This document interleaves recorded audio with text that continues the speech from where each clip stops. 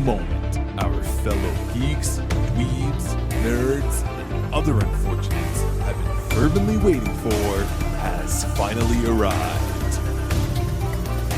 It's time for TMI, Confessionals of the Nerd Kind. And now, your hosts,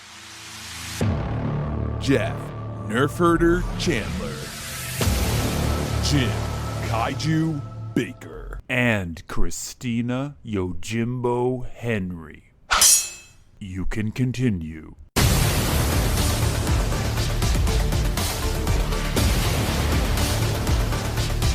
And now, let's get on with the show.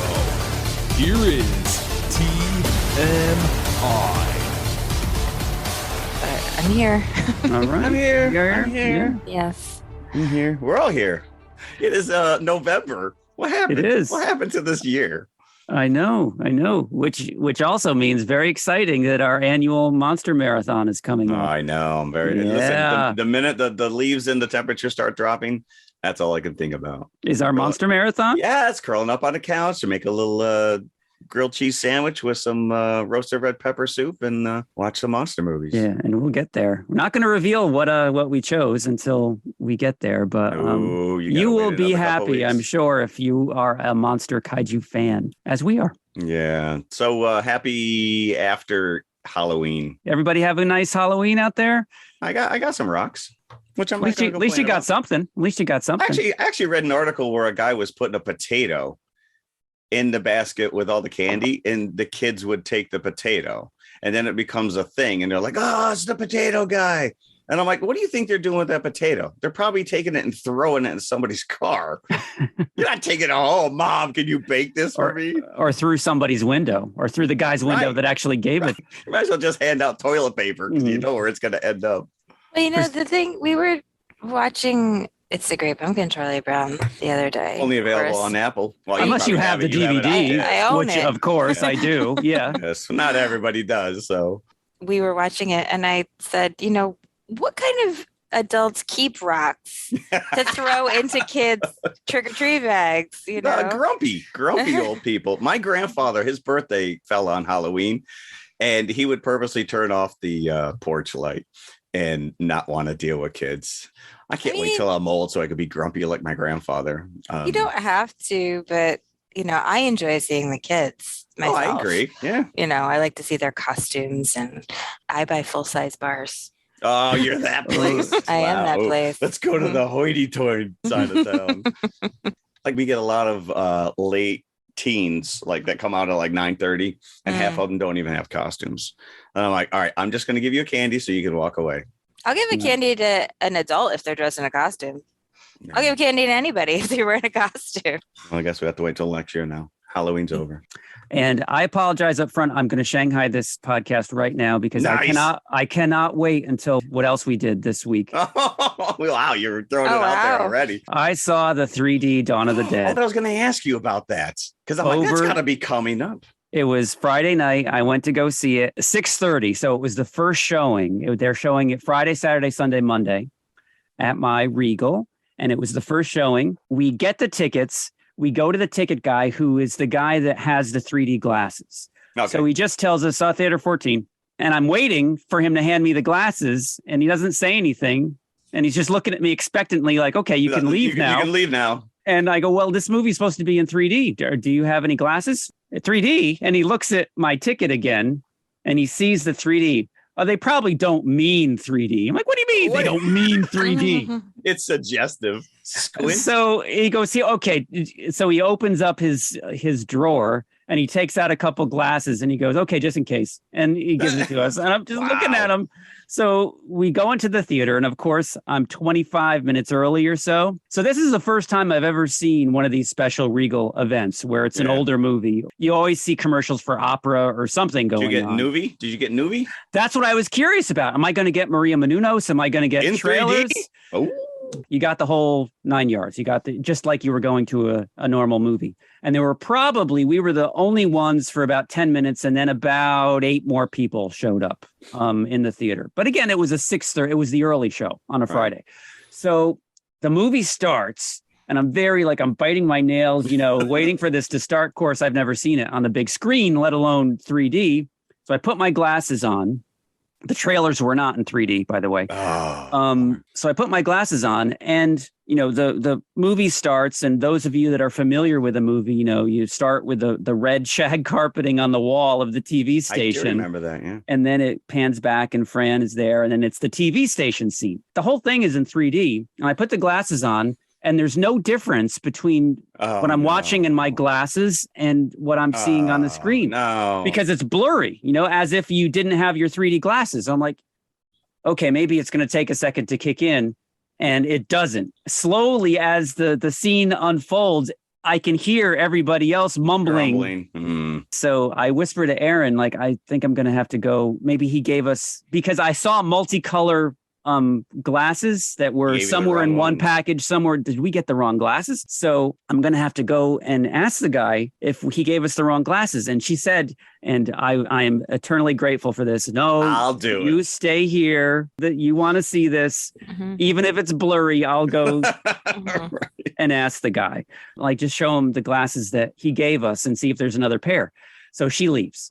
And about 5 minutes later, right when they're getting into the projects, where the SWAT team is going into the project building, I see her coming back down the aisle and suddenly, boom, it's perfect. Because I never took off my glasses. Suddenly, everything is in 3D. There's depth and everything else. And she sits down. What happened? She said that it was the same guy.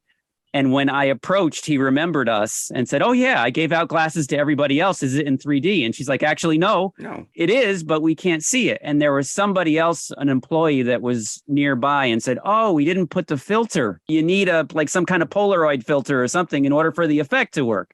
Apparently, nobody knew this movie was in 3D at Regal. So as soon as they fixed that, it was amazing. It was perfect. It was 4K quality. I find this movie immersive anyway. And if you really want to hear me go into a deep dive, go listen to episode 143. I'm going to do that now. You can review the whole movie again right now. Yeah. But What'd you do this week? The picture was fantastic. But, every rifle that was pointed at you, and there's quite a few of them because there's a lot of point of view shots from the zombie. It was, I think, a company called D-Next Media out of South Korea. And this was done in 2013, the copyright on this 3D transformation was listed. It premiered in Busan in 2014, and it was supposed to come to America in 2015, and it never did. And I don't know what took so long for it to come here, but it's finally here. And it's amazing. And I'm thinking there are a few scenes, a couple of exit headshots where the blood comes out and splatters on you. And there's the scene when Roger is hot wiring one of the trucks and the zombie breaks the glass. The glass flies out at you. So I think there's a couple of tweaks that they've done where it might be CGI where they help the effect. Interesting. And when Peter is doing his tennis balls, he's hitting them on the roof against the wall. They're bouncing at you. So there's a couple of things that are gimmicky 3D things, but it's maybe 3 or 4. But it's more of an immersive experience, and it was great. And I get myself immersed in this movie anyway, even without the 3D, but this was perfect. It was so clear, and I'm looking at all the background when they're in the mall, especially. I'm trying to see now further down the mall at stores that were there that I never noticed before, or product placement in the background. Yeah. It's really I think part of the reason I like it so much is the nostalgia factor. It's a movie that's frozen in time in that period that I love so much, and especially because it's an apocalypse movie frozen in time. So these people are frozen in that time as well. So I always think to myself, how great would it be to live in that mall, locked away from all the rest of society, and just live in 1977 or 1978? It is. It always has been. It always has been. Is it much more obvious, the flat top guy, when he gets his head? Yes, it is. Yeah. I think that always was obvious. Something's wrong with this guy. He looks like Frankenstein. Wow. So there you go. Frankenstein's monster, I should say. Jim has been shot out of a cannon this morning. Yes. All right. You couldn't even contain yourself. Well, that's it. Episode over. We're done. I can't even match that enthusiasm. So there we go. What are we talking about today? We are talking Werewolf by Night. Oh, we've been sitting on this for a while. We have. This is Disney Plus, and then we're going to pair it up with Christina. Yeah, the David Cronenberg classic, The Fly. Sometimes it just seems to me that these newer movies or shows are a reason to talk about an older movie. Yeah, I mean, we could have easily talked about the Vincent Price Fly. Which also was in HBO. Interesting. Yes, yeah. No. As well as The Fly 2. I didn't even know that there was a sequel to the Cronenberg. Yeah. And so now I have questions about that, but I guess when we get there, we can discuss it. Mm-hmm. So there we go. So we are staying in the spooky season a little bit, even though we're technically November, because it's our show and we can do whatever we want. That's right. Right? We're adults. Mm-hmm. Do you want to talk a little bit of news and then we'll get into Werewolf by Night? Okay, since we are going to be delving into Marvel, I do have some Marvel tidbits, but we're going to start in the DC universe. Even though next week we will be talking a DC movie. It looks like DC's kind of starting to get their act together because James Gunn and Peter Safran have been named co-chairman and chief executive officers of DC Studios. Mm-hmm. So this means they will answer directly to David Zaslav, who is the Warner Brothers boss, and they will be overseeing the overall creative direction of the DC universe across film, TV, and animation. So finally, after all these years, DC said, oh, look what Marvel's doing. Maybe we should do that. I think this is fantastic. DC has nowhere to go but up. Yeah. Marvel's already on unfortunately, top. Right? That they have all these properties that used to be the top of the pinnacle of superhero movies, and now they don't know what to do with them. So let's hope that Peter Gunn, the one bad thing I'll say, which is James Gunn is exclusive to DC now. So no more Guardians. No more. Well, we got Guardians with James Gunn. Correct. Least. But we'll never have him involved in any kind of Marvel stuff whatsoever. Yeah. Again, which is unfortunate because he really has left his signature on those Guardians movies. Mm-hmm. And we're going to get the holiday special. Yes, this is true. This is true. This month, November. Yeah, it does. It does. But Marvel has already gotten to the end of life on a lot of these original characters. You know, talk about your Tony Stark and Iron Man and Captain America. In terms of the MCU, at least, there's your Superman and Batman. So, again, like I said, I think DC is going to really pose a challenge at this point to Marvel. Which is fine. I don't see it as competition or a challenge. It's whatever. Just let them do their own thing. Let them build their universe and make it cohesive. And one of the other little bits and pieces, parts of this is the fact that Henry Cavill has announced that he is coming back as Superman. Mm-hmm. And apparently he does show up in Black Adam. This has already forced them to recast him in The Witcher because that was his show. My son watches The Witcher and he was I think. But is he going to be in season 3? And I guess he's going to be in season 3. Yeah, I think well, why would they feel the need to do that? He can't do anything else except Superman at this point? For all I know, Superman's going to be the through character on all these movies. Unless it was his choice to not do The Witcher anymore. I don't know. But I mean, he could be like a Nick Fury type of character that shows up in every one of these movies to tie it together. You know, I think that the DC movies don't have to be tied together. You know, I think that I don't necessarily think the idea of going toward a big cohesive universe is the best thing for those characters. Yeah, I think it pigeonholes. I think that they should just concentrate on doing a good job on the individual characters, just like people who read DC comics, and I'm one of them. I've always read more DC comics than Marvel comics. You know, you read it because you like the individual line. You know, you like Batman or you like Wonder Woman or you like Green Lantern, whatever.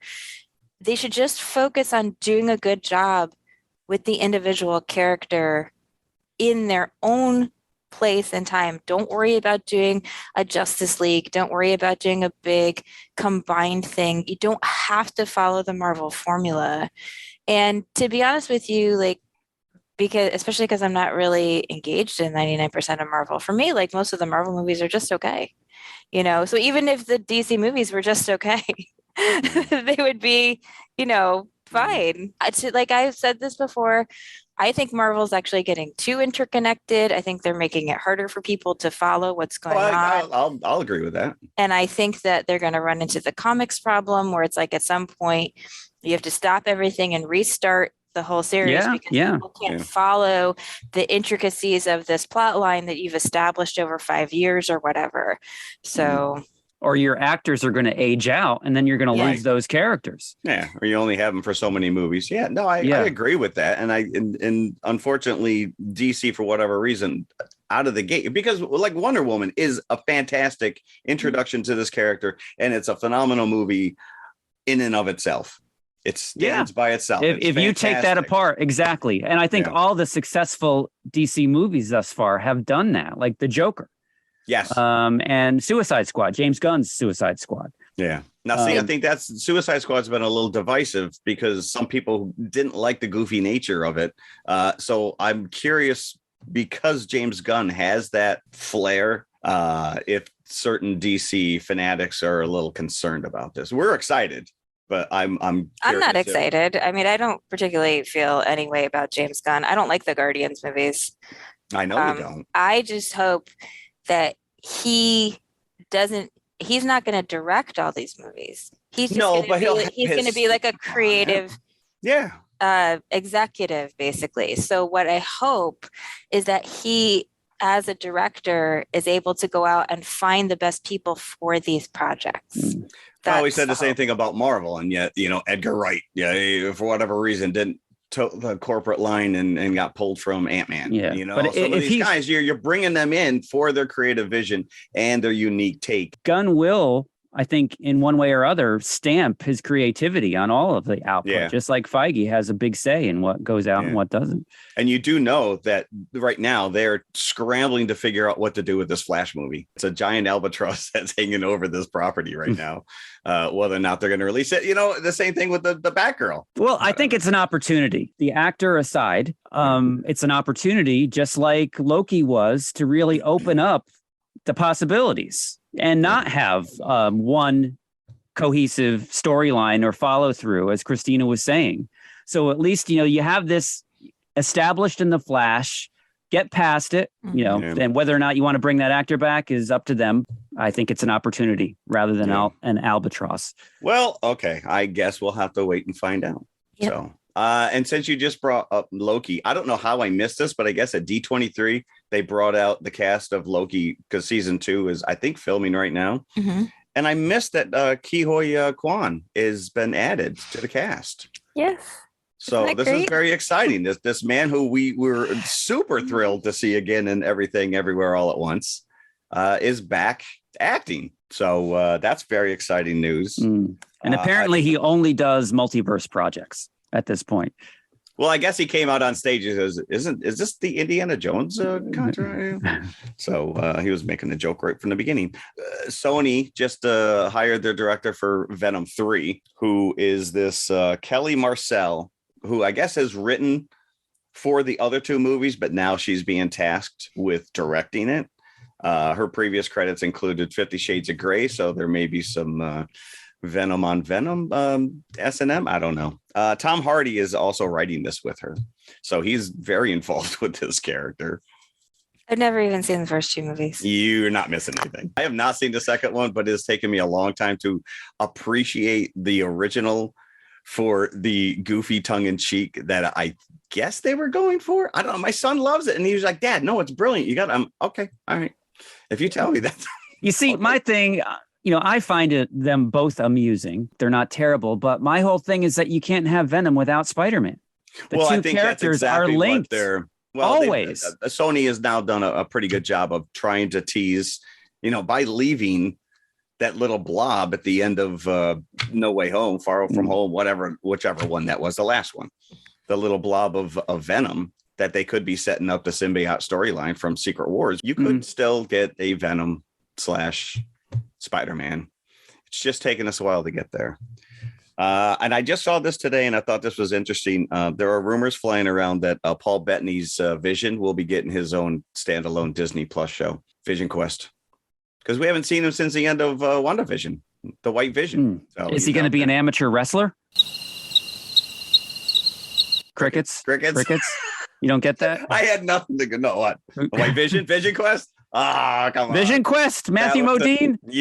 That was a deep cut. Okay, fine. I'll give it to you. Sorry. I was a little slow on the take there. And finally, unfortunately, as we head into the holiday season, we have some sad news. Jules Bass, animator, producer, and director of Rudolph the Red-Nosed Reindeer and Frosty the Snowman, has passed away, age of 87. Obviously, we know him from Rankin and Bass, the partnership. Rankin passed away in like 2014. But here's what I didn't know. He lived right here in Rye, New York. Oh, he was right down the street. In an assisted living facility, correct? Yes, if I read that correctly. Yes, yeah. Yep. Yeah. So, and the one thing we've never talked about, and I think that Christina has brought this up, is the Monster Mash Party, or what is that monster? Mad Monster Party. Mad Monster Party. I have never seen this. I've never come across it, but you don't own this on DVD because I do. No. No, I don't. Yeah. I don't own any of these. It's like a full movie. It's not a short special like most of their. But it is TV stop work. motion animation. It's stop motion, but it's like an hour and a half long. It's not a little short thing. So if you ever come across it, give it a go. Outside of probably owning it on DVD, I don't know where I could see it. Well, perhaps we'll need to cover it one of these days. I do believe perhaps next October it should be on the agenda. I gotta wait a whole year now. Is that what you're telling me? Yes. I mean, I really think you can watch it anytime you feel like it. Okay. That's just I don't have to wait. I'm gonna wait until Groundhog Day, and then I'm gonna watch it. Nice. So that's it. That's my news items. Unless anybody else has anything to contribute, then let's go. Werewolf by Night. All right, Werewolf by Night, a special presentation. Which we actually get a new opening, and they actually ape the CBS. They got me from the very opening special sequence. I'm like, this is it. I'm on board. I am now 6 years old. Yeah, because I started laughing when it came up. My son's like, "What's so funny?" Because he's never seen that logo. It's brilliant. I wonder if they still use that on CBS for. I doubt it.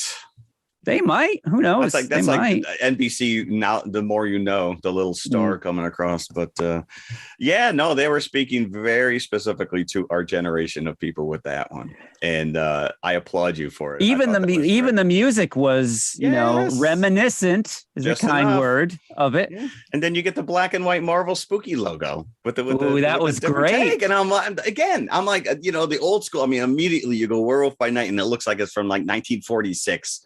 Invisible Man. But I love how it begins normally as the Marvel logo would, and suddenly it's just thrust into black and white with the slashes coming through it. Yes, because this special is in black and white, and I think that this really adds to the flavor of it. This is only like a little 54-minute special. It's not a full movie. It's not a half-hour TV show. And I'm just wondering, though, if part of the decision to make this black and white was to make the bloodletting a little more palatable. That's exactly what I read. It's funny that you say that, because I wrote that down. Like, can they get away with the dismemberment because it's in black and white? Because otherwise, I think it would be really too violent. It would. A Disney presentation. Well, now that they're showing more mature movies on Disney Plus, and you need to have that password to get into that content, that may be where this would have fallen, but it's not. It's, when you go into Disney Plus, it's on the main Marvel menu. It's not like going to the VHS videotape store and going through the little beaded curtain to the adult section. It's like, you can't get through this. So there's some bloodletting here. So they didn't shirk on that. But it is in black and white. So if you're looking for your maroon colored blood, you're going to be disappointed. But we do have some red. Yes, we do. Yes, the Bloodstone is red. That's the only thing. I'm going to show my hand right now. I thought this was brilliant. I've already watched it twice. I had a lot of fun with this. I mean, I thought it was cute. I wasn't blown away. I'm not saying I was blown away. I was very happy watching it. It made me feel like a kid. I like the use of black and white a lot, because you guys know I love the Wolfman. And this had and Jack has a nice, gentle kind of Larry Talbot quality. Yes, he does. That I enjoyed. the beginning, the setup in particular, before all the fighting starts, has like a very old-fashioned kind of melodrama, the way it's set up, and even the way the characters are speaking to each other. It just feels like an older film, but then like pretty soon it just segues into like a standard Marvel film. Yeah, it's just like it's 20 minutes of people fighting each other. I thought it was fine. Gael Garcia Bernal was very, very good, but I wasn't like, oh, this is the greatest thing I've ever seen. I think I would rather go watch The Wolfman. Yeah, but for a Marvel presentation, I appreciated the fact that they went there, that they attempted to do like something in the horror genre. Much better than Doctor Strange, Multiverse of Madness. Yes. I think they were trying for the same feel, but I think this was a bit more successful. And I loved the character of Jack Russell as well. Was he a and I really hope that they, I don't know, and I haven't read anything about what their future plans are with this character, or if they're going to make another special or not, because you're teased just enough. You don't really know the background of where he's from or what his relationship with Ted is. You don't even know his name until halfway through the movie. Yeah, because he's playing a hunter, when he infiltrates this den. So I'm not really familiar with this Bloodstone from the comics, but wouldn't it, since it's in the Bloodstone family, wouldn't they be related? Why would you give it away outside the family if it's your name, Bloodstone? So what's the relationship there? We're the Bloodstones and this is the Bloodstone.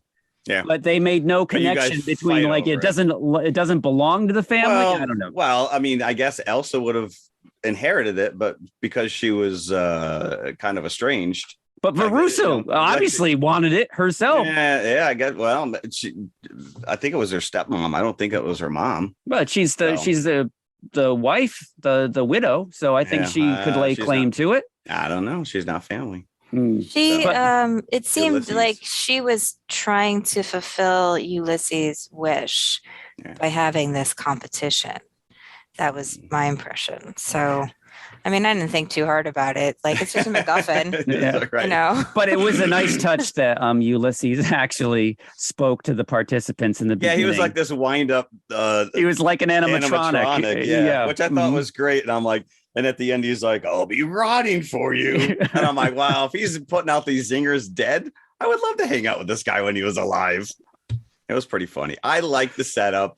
You see all the monster heads. Obviously, these guys are top of their game. These a lot of them are no names. That one looked like Ziggy Stardust. I don't even know what's going on. But if Marvel's going to expand into this monster verse, and we've already got Morbius, even though he exists over there in Sony, this would be the perfect time to kind of bring in Blade. But obviously, we don't get that. And I thought it was funny because Jack is most likely not lying when he says that he's got 100 deaths under his belt. Oh, I believed everything, right? Yeah. He's the only one that doesn't say kills, even though I think technically it would be a kill, but he says 100 deaths rather than kills. Well, he keeps everything close to his vest there. I thought this was fun. The Flaming Tuba, that's the name of my new punk band, by the way. That was fun. Again, like it just has this kind of very melodramatic setup, which I was enjoying, but then it was like, okay, they're just fighting now. I really appreciated the fact that the werewolf was practical, and it actually reminded me a lot of the makeup of Werewolf of London, where it wasn't overly done. You could see Bernal's face, So, and I really appreciate that. And you could tell it was wire work rather than a CGI werewolf. Oh, yeah. And even the transformation is done in silhouette. Just like the original Wolfman, it's almost, it's hand-drawn cartoon, but, I thought he looked more like Ozzy Osbourne in the Bark at the Moon video. And he didn't look bad in the Bark at the Moon video. No, he looked very menacing. I did like the fact when him and Elsa were trapped there and he says something to the effect that before he transforms and he's like, I'm human. And then immediately scratches his ear like a dog because it is Werewolf by Night. He's a werewolf. Everyone else is kind of showing you who and what they are. I will say the Scottish rogue there, the Jovan was his name. That is the same actor. What's his name? Kirk R. Thatcher. He's the punk. He's the Mohawk punk in Star Trek Voyage Home that's on the bus. and they yell at him to turn his music down.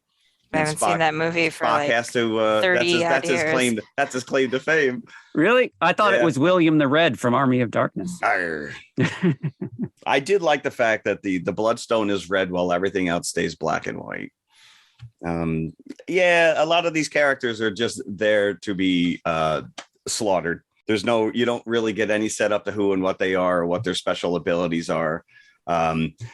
Elsa, she kind of like is laying low. You get the impression that obviously she shouldn't be there, even though she feels she has a right like everyone else. And again, just a girl until you get her backed into a corner and then she kicks some serious ass. But I like the fact that they not only set this up black and white and they went to that extent, but you're putting scratches and you're putting dust particles in the film to make it look like it's old. And at one point you even get the little cigarette burn in the upper right-hand corner that indicates the projectionist the reel to change. put the new reel change. Yeah. Well, Like again, I I said. laughed at the reel change and my son was like, what's so funny? So I backed up so he could see it. Yeah. And then because I pointed out to him, we saw a film yesterday, which I'll talk about later in our What Else We Did This Week, on 35 millimeter yesterday. And because it was on 35 millimeter, had an actual reel change signal. And he's like, oh, I saw the it's a kid sitting in the theater. You're like, oh, here comes a reel change. That's where a real projectionist had to has do to their change job. it. Yeah. And so then I was explained that to him and I said, oh, they put it in this like as a fake mark because obviously it's digital. Mhm. But then when we were watching a real film on 35 millimeter, he noticed it. So Yeah. See that way you don't end up with people like Jim having to run back out going, this thing's not in 3D. There was somebody in that projection booth, they would have known. Hats off to the director, Michael Giacchino. I can't believe this. This is his first directorial debut, and I thought he killed it. No pun intended. Just reading some behind the scenes, it was, of course, him being the director, it was his decision to go as practical as possible. And even Ted, or Man-Thing, as a lot of people know him as, was a presence physical, on set. Not what you see in the final specials, per se, but they did have an animatronic. He wasn't just a tennis ball that someone was reacting to. He was an actual physical puppet who, he kind of loses some of his flair when they do go to color at the end, and then he just looks like Snuffleupagus.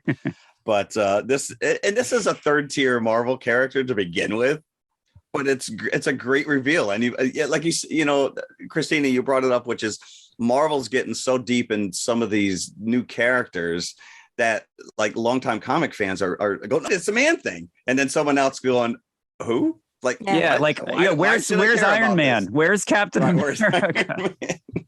That's that guy who looks like Swamp Thing from DC. Yeah, no, he's a ripoff. Yeah, that's been a long-standing back and forth with Man-Thing and Swamp Thing. Actually, I lost my mind. I just want to bring this up because you mentioned Swamp Thing. We were at this Night of 1,000 Jack-o'-lanterns, and they had all these classic horror monsters on the pumpkins in one section, and they had Creature from the Black Lagoon, and somebody behind me goes, oh, look, it's Swamp Thing. It's what? Punch him out? Did you punch him out? It's not Swamp Thing. How could you? Swamp Thing is about 1 million more times obscure than Creature from the Black Lagoon. So Don't how ask me. somebody could mistake that? That's like seeing King Kong and saying, oh, it's Conga. Look, it's Conga. It's Conga. Mighty Joe Young. It was so bizarre. And they don't even really look alike. So I was like, other than the fact that they're both green. And on a pumpkin, they're not green. It's like, okay, I'm not gonna, correct. You just walk away. You gotta walk away. Yeah. You gotta walk away. Otherwise, you become that person. I know. You're sitting there explaining to them. It's like, no. Yep. Then you turn around and mansplain for about 10 minutes. Right. He's talking down to me. I like the little scene where Elsa's being chased by Ted. And very reminiscent. It's obvious an homage to the Natasha Hulk scene in Avengers, where he's chasing her in the helicarrier. But I did think to myself, okay, so this werewolf is the baddest ass monster that these guys have ever faced, obviously, because none of them survive it. I'm like, either these hunters are really not as good as they make themselves out to be, or these monsters were lame-os compared to the werewolf. Yeah, but nobody seemed to know who Jack was. If you're like one of the top tier hunters, I think that you would know who your peers are. And no one seemed to know who or what he was. No one seemed to know who anybody was because the one guy introduced himself to him and he's like, the one bad thing about this job is the solitude. Yeah. You So know? I think that you'd run into each other if you were all gunning for the same things. Right. And it's like, who sent out these invites? Verusa or whatever her name is. And it's like, like you said, you don't scratch the surface too much.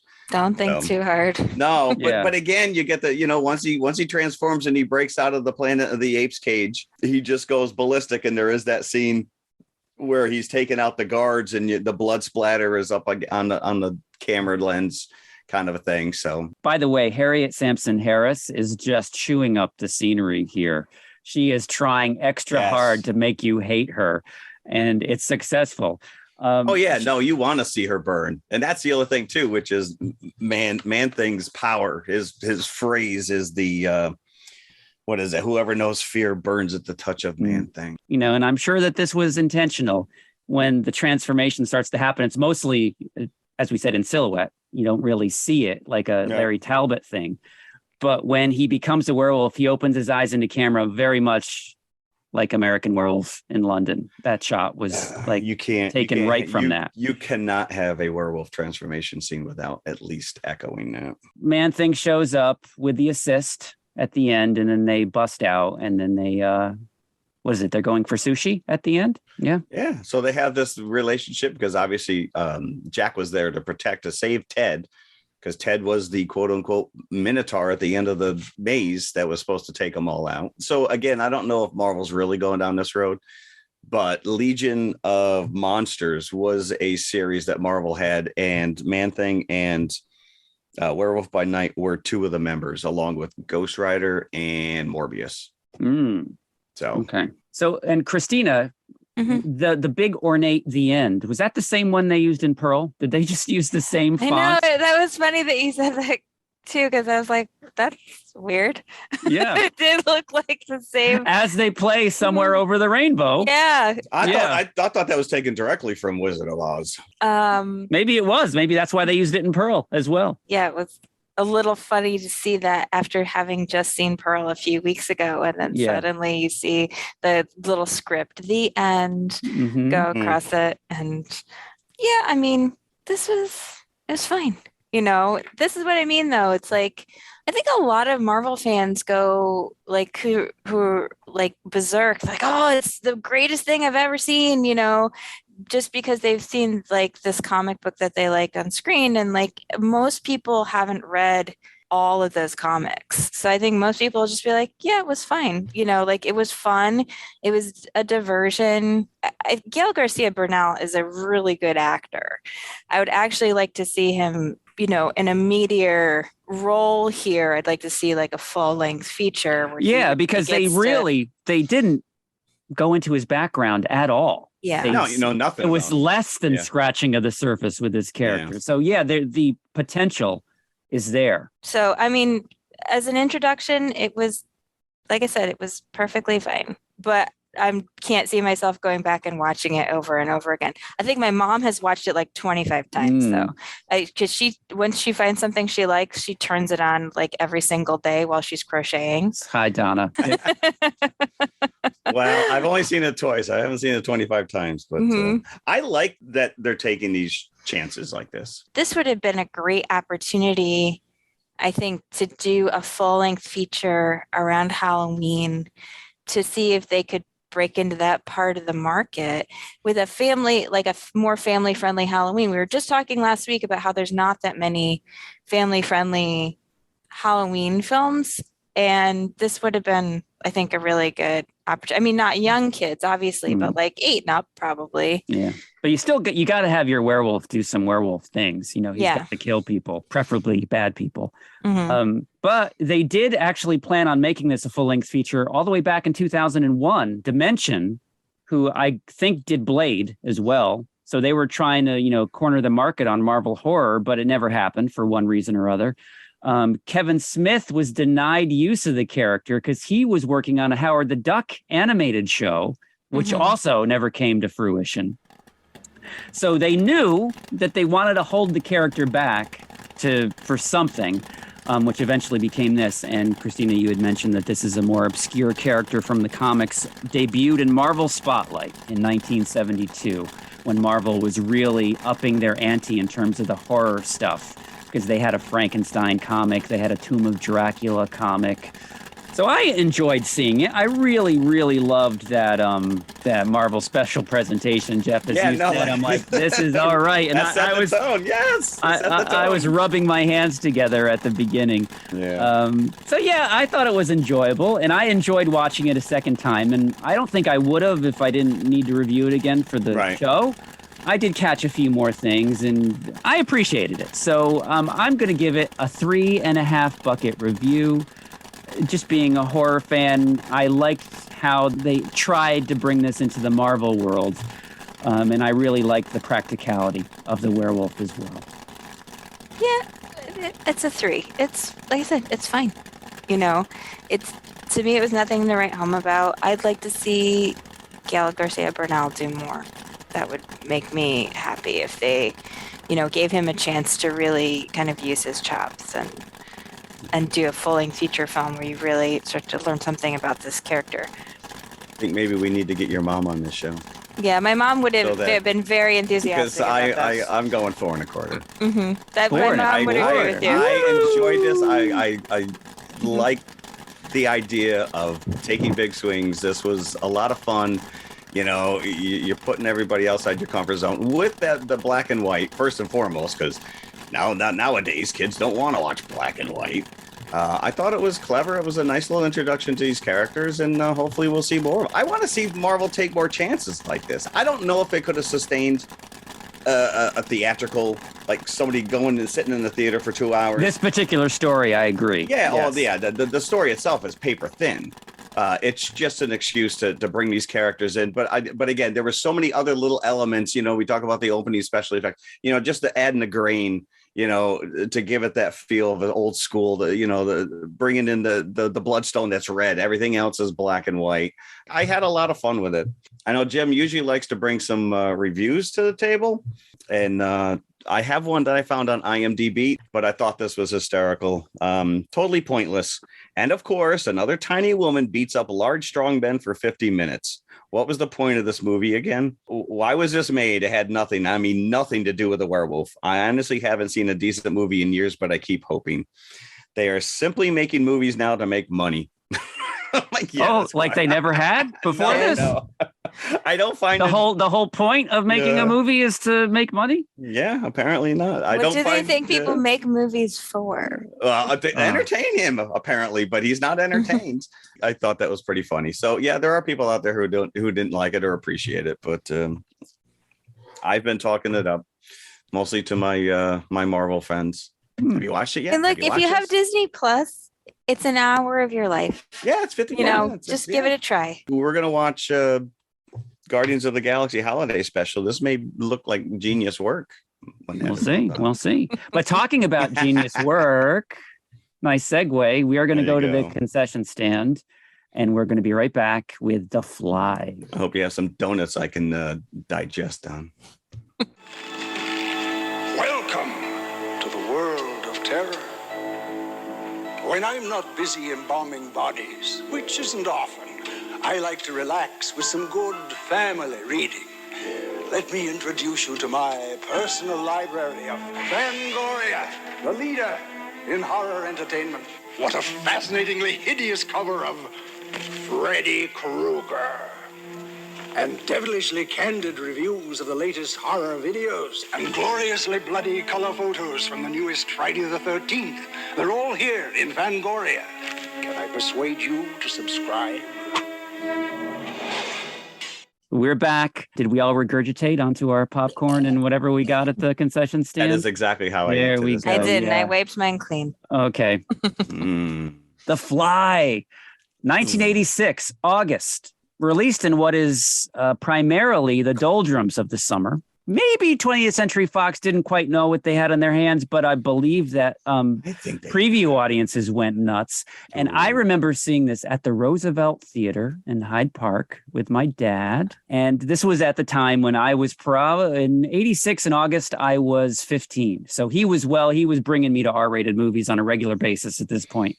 So, and the audience went nuts. I remember this is one of those times where I remember the visceral reaction of the audience, especially I remember the screams when his ear falls off. There were screams in the audience. They're all from Gina Davis, by the way. Well, so I saw this on video when I saw it the first time, because I was 12 when this came out. They wouldn't let me in the movie theater.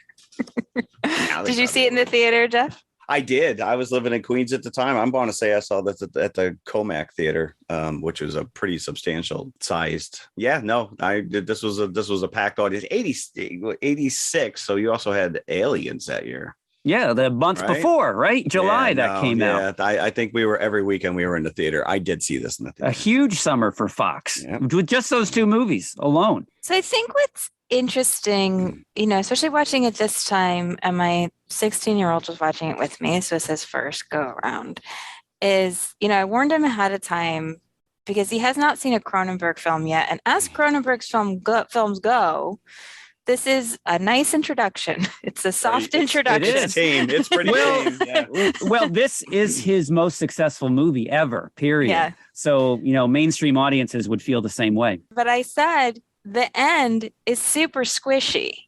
And I think he didn't really believe me. He's like, I've seen the thing, and I was like, I don't think it's necessarily the end. It's super squishy throughout after a certain point. The thing is that it's not, though. It is. Regurgitation is kind of squishy. The first hour is very conventional. Well, it is, because he doesn't start to change right away. Yeah. But once he does, it becomes like a snowball nightmare.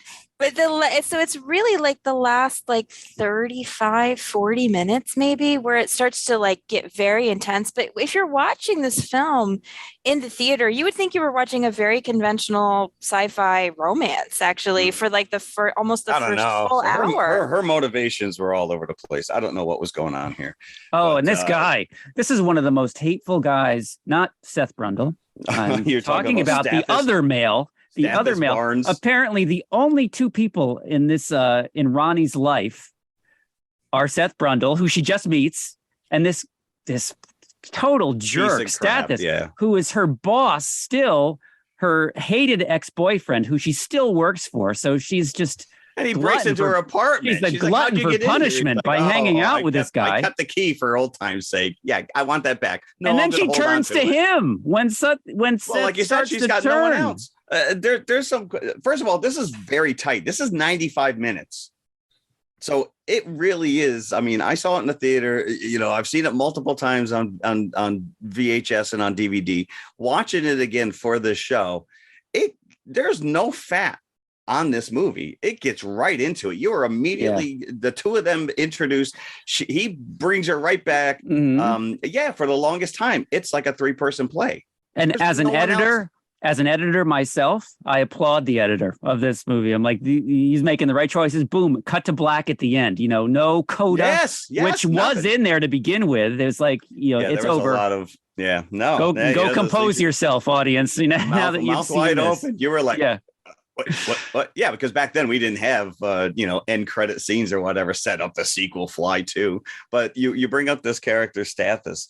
I thought it was William Atherton, who was our go-to bad guy in Ghostbusters and Die Hard. And I'm like, that's not him at all. But boy, it sure looks like him. He would have been great. He would have been great too as Stathis. Yeah, this guy is an absolute POS. He is a D-bag. Now, especially the one point where she comes to him later in the movie with concerns about Seth. And then he says, can I have your body after you're dead? Like, what? But not only that, it's like you're a well-paid, obviously, editor, and she's a journalist. And yet you don't know anybody that you can turn to help this guy as he's mutating. Like, you see him, he's dying. He's basically rotting in front of your eyes. And it's like, I got to go back to him. No, It's like, you call the police or the ambulance. Just call a doctor. But she wasn't very smart. He immediately brings her back. And it's like right from the beginning, you're like, oh, this place is a little dodgy. I don't know if I'd be going into his apartment. I mean, when you pull up to the warehouse, my thought would be serial killer. Yep. Yes. Yeah. He keeps talking about his colleagues, but you don't see anybody else interact with this guy. After he shows her the stocking, it's like, oh, wait, you're not going to print this. Like, this is what you were trying to do at the party, is to get her attention as a journalist. Why was he at the party, by the way? Because he wasn't showing off any of his, like, this is some secret thing that he's been working on. But she's not very clever either, because he tells her they're telepods. She goes, oh, these are like fancy phone booths. He's like, no, they're telepods. And then when he actually teleports something, she's like, teleportation? Wait, what? Yeah. What part of telepod don't you understand? And you couldn't have put out a stick of gum or a chapstick out of your purse. You had to take off your stocking. You're a little salacious right from the get-go. But let me just point something out, that we are saying this with, as we're grinning, we're pointing out these things because this is a great movie. These are not things that you really need to pay attention to, but it's fun. It's fun to pull it apart. This is not malicious in any way. So no, it's just in hindsight, watching a movie from 1986, that he's got this state-of-the-art telepods that's teleport. He's basically creating the enterprise teleportation device using a Commodore 64. Like, and later in the movie, his hands are mutating, and yet he's still perfect typing. Like it's like. I do want to say, as a public service announcement, Uh-oh. don't initiate potentially body-altering experiments while drunk. That's the only time you do it. Or angry. Don't teleport angry. Should be the takeaway from this. Yeah. What do you mean you put yourself in there? I want to know. So we have a baboon that he tries and immediately turns inside out. Mm-hmm. And then later he has a second baboon. Where is he getting a baboon from? Well, it's from the company that's bankrolling him. You have to assume. I understand, but a baboon, use a rabbit. The baboon's car is still parked outside, by the way, the first one. Is he going to like Monkeys or Rush? So the second baboon pulls up. Hey, that's my brother's car. Right. What's happening here? Hey, I need a baboon. All right. I need a second baboon. What happened to the first baboon? But Seth even tells the second baboon, I'm sorry about your brother, but it's for research. It's for the greater good. And the other baboon's like, he was a jerk anyway. He was a jerk. Cronenberg was afraid of these things. And I'm like, you should be. Yeah. I'll say, I think, as the thing that holds this movie together is that Jeff Goldblum, at the beginning of the film, he's like so gentle, so soft-spoken as Seth. And when he goes through his transformation, he's so manic. Oh, he's unhinged. And he's so angry when after the first go through the pods, he just is completely out of his mind. And I think this is what really sells the film, because there's a strong element of Jekyll and Hyde in this. In the original story, Jekyll experiments on himself and accidentally creates the monster Hyde. And that's what happens here. He experiments on himself and he creates, this other personality, this monstrous personality.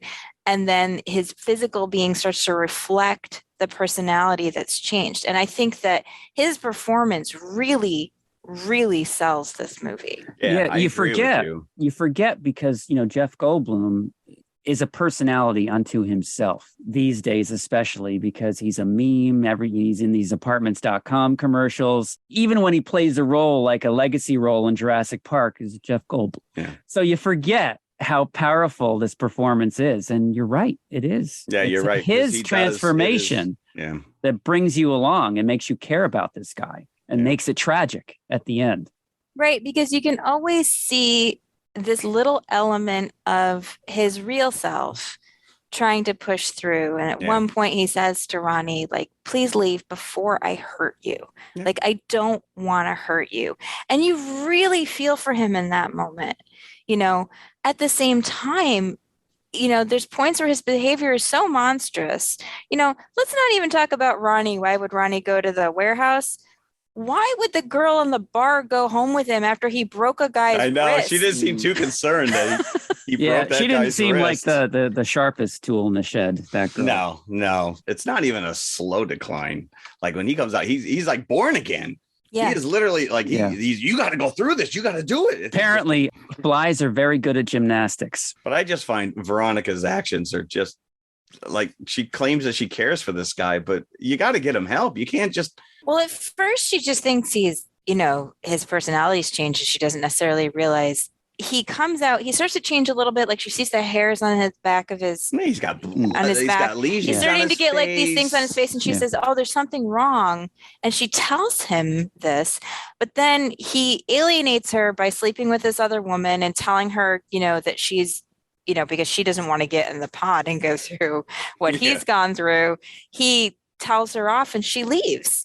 And then he calls her and on the phone, it's been 4 weeks. He says it's been 4 weeks. And then he says, I've been through so much. And then when she goes to see him, you don't see the gradual change. You see there's Seth Brundle, and then you see this monster that he's turned into. Brundlefly. Yeah. When you have to cut your back hairs with a wire cutter, you know that's not normal, got Mr. issues? Brundle. I think those hairs actually are coming out of my eyebrows now that I get older. So I see some of those every once in a while. You've never met my Uncle Fred. But that's what she brings back to him, because she cuts those hairs and gets them tested. And that's when she lays it on him that they're insect. And then he finds out for himself that something was in the pod with him. Yeah, I guess he never went back and double checked his. But it did occur to me, and I read this online afterwards, that, well, you've got these like microorganisms all over your body all the time anyway. Wouldn't they also, so there's a little bit of scientific trouble with this premise. There's a little cheat when he puts the steak on the plate and transports it. Like that would have merged into, if that's the theory, then that would have become one item. It would have picked up whatever elements are in the plate and just mixed it in with the meat. Seems to be the trouble with organic things, he says. So, the plate is just porcelain, right? Yeah, either or. But at the end, it does mix part of the telepod with him, because it doesn't know what to do with the. Yeah. I think because it's malfunctioning. Because at first I'm like, did he build another pod? But that was the prototype pod that he had kind of alluded to. And so somehow he had this idea. There is a deleted scene where he tests the 3-pod, where he takes a cat and a baboon and it comes out mutated. Well, no, this is even more fascinating. It's not as cut and dry as that. He tries to teleport a cat, but in that version of the movie, the baboon that he teleports first doesn't come back inside out. It just disappears. It doesn't go into the other one. Okay. So the particles are out, like Mike TV and Willy Wonka. The particles are up there. That would have been great if Mike TV showed And when up. he tries to do the cat, it mixes with the baboon that never came back. But I thought that premise was fascinating, but the fact that he then beats the thing to death with a pipe made test audiences freak out, and they didn't like him after that. Yeah, you can't come back from beating up a cat, I guess. Too far. You can turn a couple baboons inside out, but don't beat up on a kitty cat. I don't know. That fingernail scene, though. Once we get into that fingernail scene. And I'm shocked that Cronenberg was brought into this as late as he was, because this is straight up a Cronenberg body horror movie that is his bread and butter. Yes. So the fact that he was attached and not attached to this is just Burton, amazing. I thought at one point I read that Burton was attached to this. I read that too, but I couldn't really read any detail around that. That may be just. Well, that's like anytime you go to IMDb, it's like 100 different actors. They thought of Jack Nicholson for this. Mm-hmm. It's like, okay. And it's like, did they really think of so-and-so, or was he just mentioned in passing in a meeting? Well, that's all it takes, right? Yeah. It'd be good at this. Tim Burton. No, just no. Well, we considered him. Yeah, and even little stuff like that, because as you say, I think the hardest thing to watch is that fingernail scene, especially when he drops them and they're plinking. It is like when he finally mutates, which is a gorgeous transformation. It's not Werewolf, American Werewolf in London. You got the bladders underneath the skin. Like this is just something ripping straight out of his body, and it is unbelievable. But those fingernail scenes, because we all are probably looking at our fingers right now, going like, just the idea of pulling your fingernail off is horrific. The pus is coming and he's puking on the donuts. And it's funny when he first showed her that, and he's like, oh, that's disgusting. Oh, that's disgusting. That's disgusting. So it's funny because we were watching this the other night, and my wife after the dream sequence where she gives birth to the baby maggot, says, I don't remember that at all. And it's funny because I've had conversations with people who claim that they don't remember that either. You see, that. That was a huge scene in the theater. I remember the maggot scene. The audience reacted very loudly to that. But I'm wondering if there's like, if you watch this on television, if that scene is edited out. But because she goes for an abortion. So the sequel, is it her baby? It is her baby. It is her baby that takes it, because it looks like the guy who played Stathis is the only character that carries over. Yeah, and the guy who did the special effects for this, who did the fly effects, he directs the second film. Oh, he does. Oh, I didn't realize that, because I did read that Gina Davis immediately opted out because they kill her character in the first 5 minutes. Yeah, she dies giving birth. Yeah.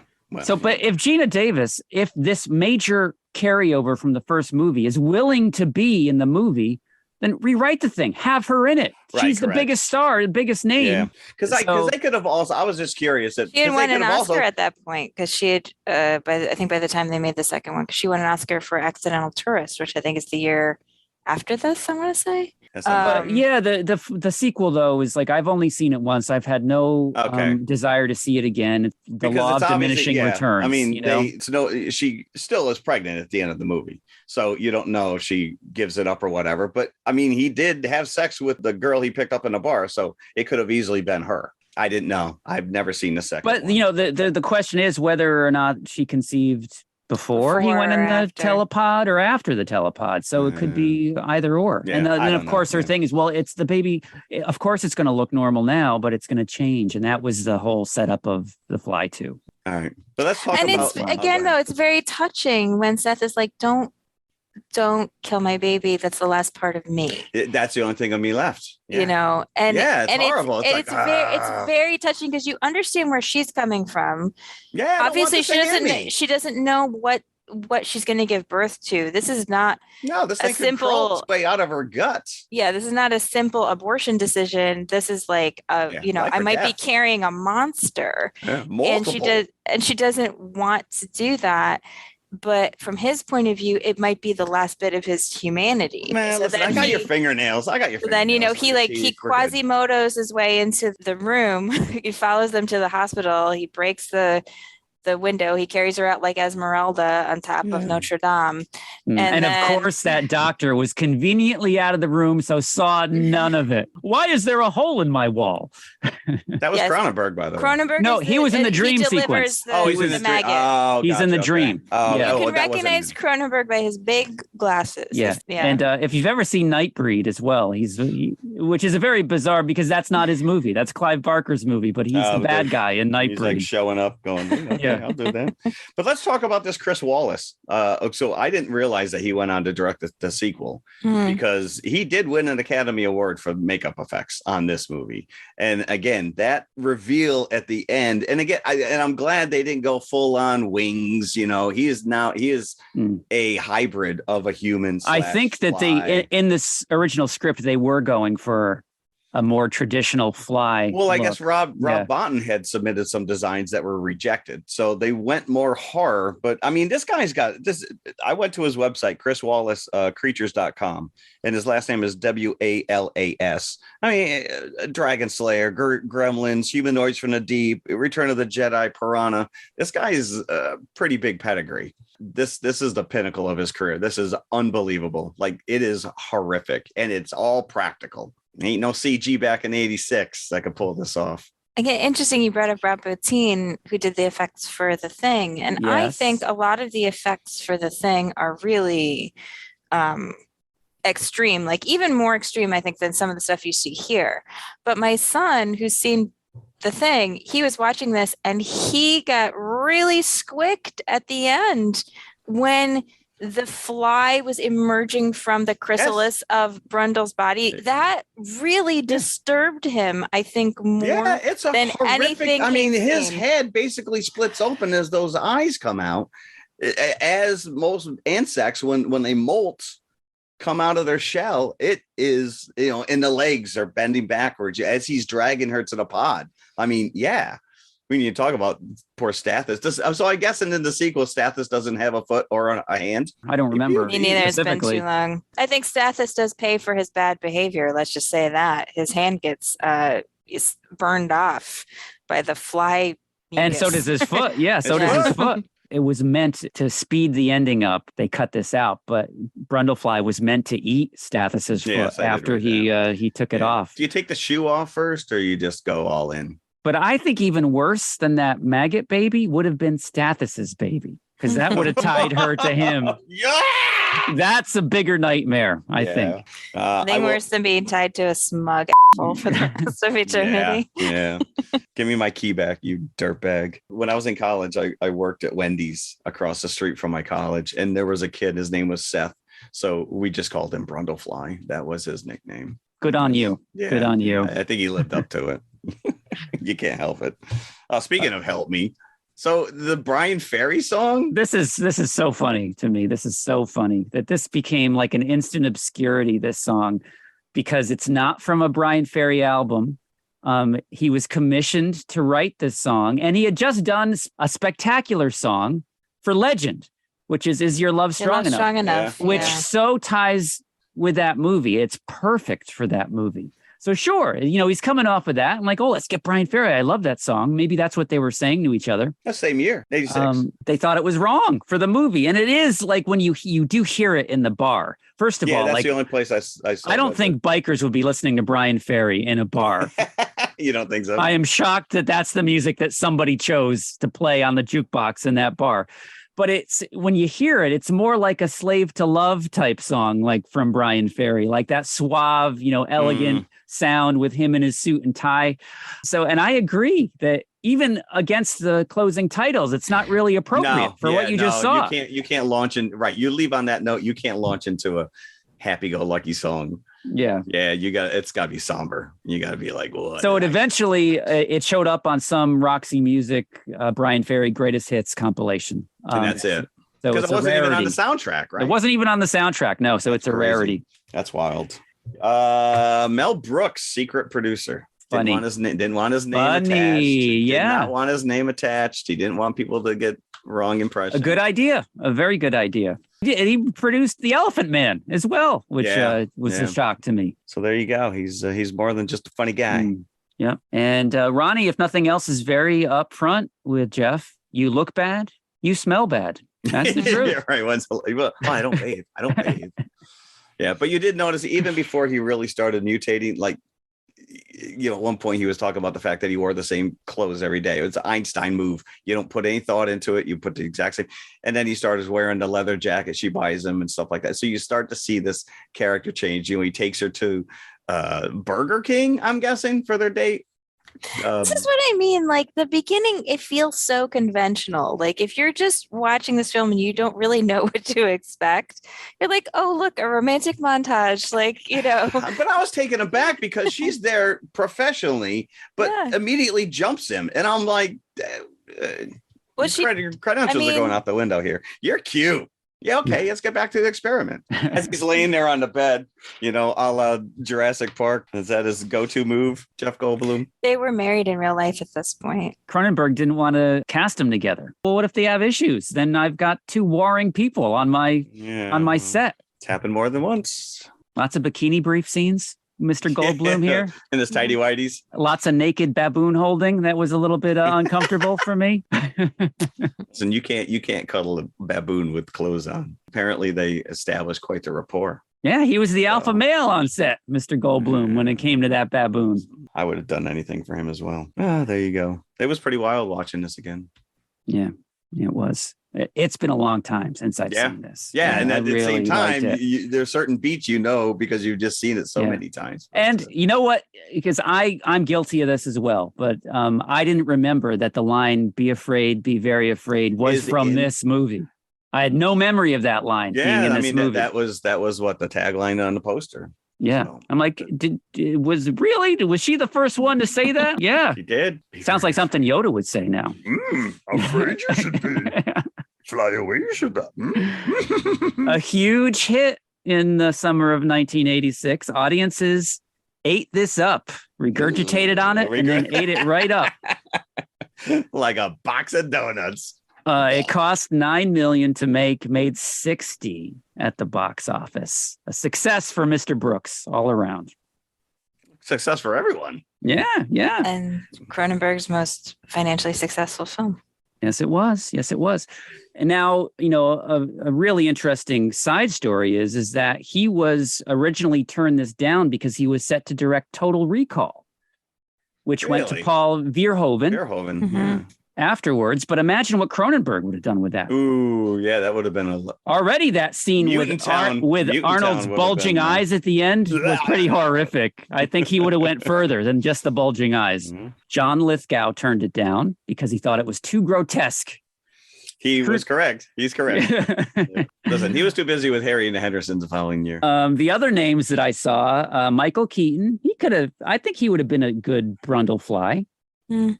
Mel Gibson, not so much. He was doing Lethal Weapon, 87. But he was too poster boy, good looking guy. I don't think he would have convincingly played Seth Brundle as a nebbish nerd. Willem Dafoe, I think he could have pulled it off. He wouldn't even need makeup. Richard Dreyfuss. No. At least he had another Ronnie he could yell at in this movie. He's getting flashbacks. Gina Davis was later married to Rennie Harlan in the 90s, who was an action director. She made a couple movies with him. Cutthroat Island, the other movie, Goodnight. with Sam Jackson, right? Yeah, The Long Kiss Goodnight. Which is actually a really good movie. But It is. It's very better fun movie. than people think it is. Yeah, no, Yeah. I remember getting crap. Mhm.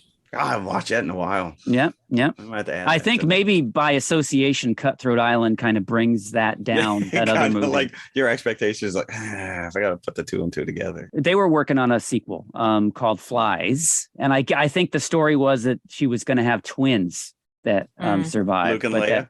that never came about. Obviously, I just want to say, like, Gina Davis is one of my favorite actresses of all time, and she's also like one of my heroes because she does the Gina Davis Institute on Gender and Media. She's been doing this for about almost 20 years, actually. It's an institute that she formed to study, like, basically patterns in film and TV, and to take the data to studios and basically address, why don't you have, real female speaking parts in your movies? Wow. And I hope first person she visited was Stathis. and they actually just posted something the other day talking about the disparity between like characters who are in like STEM fields in movies, like who are male and versus characters who are female. I forget the percentage, but it's still like disproportionately skewed towards men, like as if women can't do scientific careers. So, it's a really, really important work actually that she's doing. And Keeping them honest. yeah, and I really applaud her for doing this. All right, let's check that out. so both Gina and Jeff were snubbed come Oscar time, and a lot of people specifically thought that Jeff deserved a nomination, which he never got. Yeah. Because those were the days when a genre film rarely, if ever, got that kind of notice outside of the, effects departments, which it did win, as Jeff noted before. Yeah, The Fly. Loved watching it again. And I thank you both in this podcast for making me go back and watch these things that maybe I wouldn't have picked to watch on my leisure time. But it's a great investment to go back and watch this again, and it's very fulfilling and satisfying.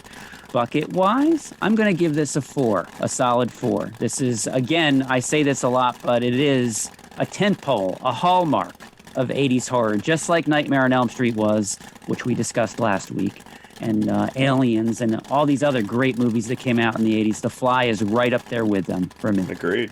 I I'm going to also match say it. 4. Yep. Yeah. Four across the board. Across the board. Wow. I don't know if we mentioned this, but it is on HBO Max. I rented it from my library, but then realized it was on HBO, and that's where I chose to watch it because it probably was cleaned up compared to watching the DVD. And The Fly 2 is on there. The original Fly is on there. So kudos to HBO for putting this stuff out there. Now, the original Fly has 2 sequels. Are they on HBO Max as well? That's a good question. I don't know. I saw that the original was on there, Yep. and I saw the sequels on there because they have that like if you like this, you'll also like this thing, but I didn't see if they had the original sequels in there. Maybe someone will check it out and let us know. Yeah, go watch Vincent Price. Do yourself a favor. We almost went that route. Would have been Okay. fun. Black and white. What else did we do this week? I don't know, Jim. I've already gone, so That is at the true. beginning of the episode, so you two can go. Well, I don't really have much to bring to the table this week. I started watching Star Wars Tales of the Jedi, which just dropped on Disney Plus, and they're little 10, 15, 20-minute vignettes, kind of fills in. First episode is Baby Ahsoka. And again, you talk about Marvel kind of digging deep on some of these characters. We're getting backstory of Dooku and, Qui-Gon Jinn and Yaddle. If anybody remembers Yaddle from episode 1, the female Yoda, voiced by Bryce Dallas Howard. Dave Filoni is all over this stuff, and he's kind of digging deep. I haven't finished watching it, but the other thing I wanted to mention, not so much something I watched, but anybody who grew up in the late 80s and early 90s in the New York area, which we all did, very familiar with K-Rock coming out of New York City, 92.3, home of Howard Stern. This was a staple of my college dorm years, very much so, listening to Howard Stern and classic rock. No more. 92.3 K-Rock, which it hasn't been K-Rock for a couple of years. It went over to an alternative.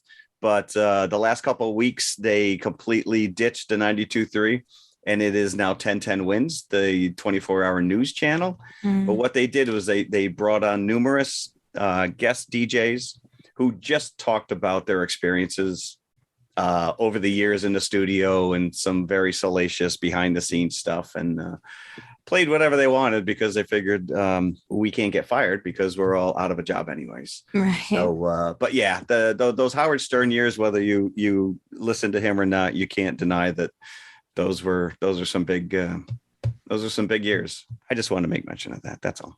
92.3 K-Rock. Before that, it was WKTU, which was one of the very first disco stations in the country. And then only a couple of years later, New York rebelled and burned all the disco. That's it. That's all I have. So I went to see yesterday, I mentioned this earlier, I saw on 35 millimeter Decision to Leave, the new Park Chan-wook film. And I mentioned a few weeks ago that I'd seen the preview for this, and I was so excited for this to come out because he has not directed a film since The Handmaiden, which came out 6 years ago. Please go see this movie. Please. Decision Just to Leave? try to see it if you can. It's got a pretty limited engagement. It's a Korean film, but it's shot so beautifully. It's so suspenseful. It's a mystery. It's a romance. It's a little bit of everything. I was completely enraptured. My son went with me. He walked out and he said it was like Vertigo crossed with Memories of Murder. And I think that was a really fair comparison. Been a while since I saw a film that was just sucked me into its world like that. Huh? And it was so incredible. Apparently one of the best reviewed films of the year so far. It's like, I think the critic rating on Rotten Tomatoes is like 94% or something, which is really high. And the audience score is like 90%. It's like pretty much everyone who sees this loves it. So they all decided not to leave. They're trying to market it as a, if you liked Parasite. Because it's Korean. Because it's Korean. Yeah. Do they actually start the has trailer nothing. like that? If you liked Parasite, You're gonna love. give this a chance. Right. The trailer that mentions, if you loved Parasite, like this is your next obsession type of thing. Yeah. But it is incredible. Oh, it's playing incredible. at the Jacob Burns Film Center right near me in Pleasantville. You should try to see it on the big screen if you can. It is gorgeous. It's so gorgeous. May I just read the description? Mm-hmm. A detective investigating the man's death in the mountains ends up meeting and developing feelings for the dead man's mysterious wife in the course of his dogged sleuthing. Yeah. It's Okay. got a strong Vertigo quality where he's, if you've seen Vertigo, James Stewart's character becomes obsessed with Kim Novak because he's I can't watch following it. I her. get dizzy. And that definitely happens here, but there's definitely a couple of twists you don't see coming, and it's just incredible. So I really can't recommend this enough. Okay. Go see Decision to Leave. Cool. There you go. All right. Now, Jim, what do we do next week? We actually spoke about this a little bit earlier, the DCEU. So we are going back into that world. This is pre-James Gunn, by the way, maybe one of the last that we'll see without his creative touch. But it's a rock movie.